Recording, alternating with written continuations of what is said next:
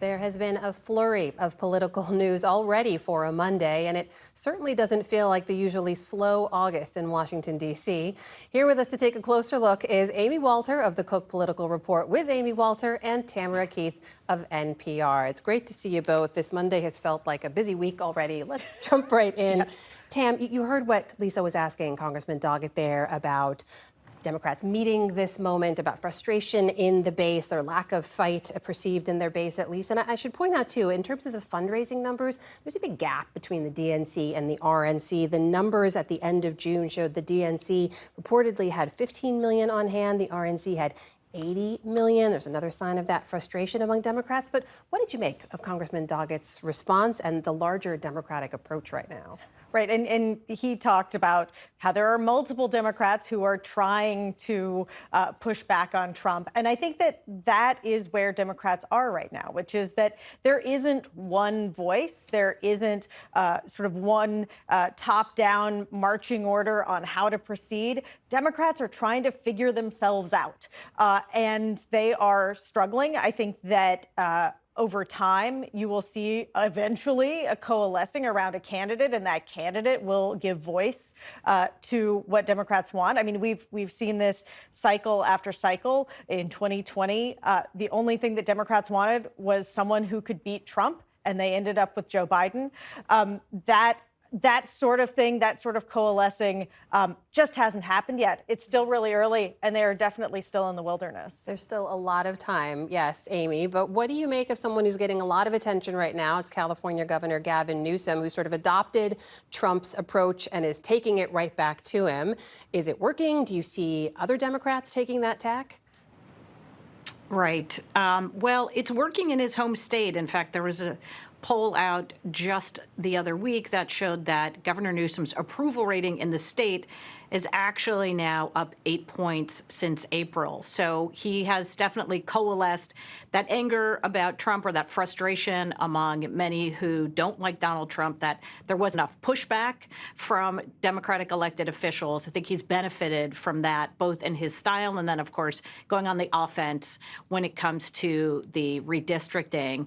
But what I think is also a challenge, and part of the reason why Democrats do feel like this, I think you said, lost in the wilderness, is that while every one of these high-profile Democrats, whether it's Governor Pritzker or Governor Newsom, is showing themselves as bulwarks against Donald Trump, ways in which they're going to, quote, fight fire with fire, very few of them are really showing a new or different path forward for the Democratic Party. Who are they outside of being against Trump or anti-Trump? And also, you have a Democratic Party, much like where the Republican Party was in 2015, feeling as if the norms and the systems and the status quo just isn't working in a way. They don't want those same kinds of voices, or at least they're looking for some voices that are going to be outside of the sort of traditional status quo kind of language and policies that that Democratic voters have heard before. So I think that's an opportunity for somebody who maybe we haven't been hearing from right now, or an opportunity for some of these Democrats who are not currently on the front lines against Donald Trump, but who can come up with some ways in which they can define the party as being more than just the anti-Trump coalition. Well, we know the immigration debate, Tam, obviously was a big part of what helped to propel President Trump back into office. We reported earlier on Kilmore Abrego-Garcia is now facing a second deportation, this time to Uganda, a country to which he has no connection. And this one case has become sort of emblematic of the entire Trump administration's approach. But when you look at how people are viewing that approach, there's a new Economist YouGov poll that shows on immigration, the president has a 43% approval rating and a 53% disapproval rating. Do those numbers say to you that people feel like he's gone too far? You know, when President Trump sat down with Meet the Press with Kristen Welker before he even took office, he talked about his immigration policy. And he said that there was a risk that there were going to be stories of families or people that were sob stories that get put on television. And those stories are going to affect the perception that people have of his immigration policies. Well, those stories are all over the place now. And they are affecting the perception that people have of mass deportation. What I will say about the Abrego Garcia case is it really does exemplify the Trump administration approach, which includes, among other things, trying to make it really uncomfortable for people who are in the country without legal status or who have sort of questions about their status, making it really uncomfortable for them to stay in the United States. They don't have enough capacity in detention facilities for all the people that they would like to remove from the country. And so they are working really hard to get people to self-deport. The risk of being deported to Uganda or to being put in a detention facility that is scary is something that they are actively promoting to try to get people to do the work for them to leave the country. And you'll see at immigration courts signs that say self-deport, here's how. And Amy, there's a difference here we should point out between the mass deportation campaign, which is enforcement of immigration violations within the country and across the country, but there's also the crackdown at the U.S. southern border, which is where there was a lot of dissatisfaction among both Republicans and Democrats who saw record high numbers under the Biden administration. And to President Trump's credit, those numbers have now come down to historic lows. So why do you think there's still such high disapproval on this issue? Well, Amna, that's a really good point. And how you ask the question is also incredibly important, especially when it comes to polling. And in fact, there was a poll out in the last week by a group called Equis that just looked at Latino voters, and more specifically, Latino voters in these congressional districts that have a significant Latino population. What the poll found was that in those competitive districts, Trump's approval rating on handling the border issue was positive. More people thought of it positively than negatively. On the issue of immigration, he was very deeply unpopular. The other thing that was fascinating about this poll, Amna, is that even as Latino voters are sour on Donald Trump right now, his overall approval rating is just about 31%. They dislike what he's doing on immigration.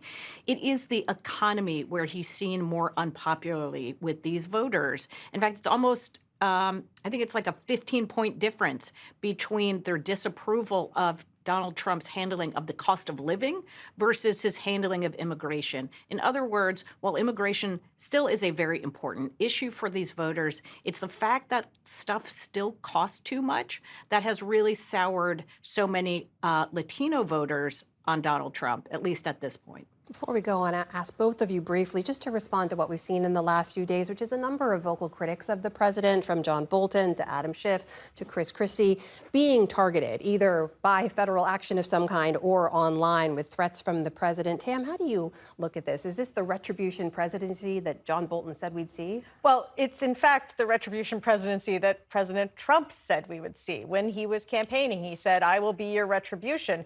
Then there was a lot of pushback from critics who said, whoa, that sounds like dangerous territory. And he said, no, my success will be my retribution.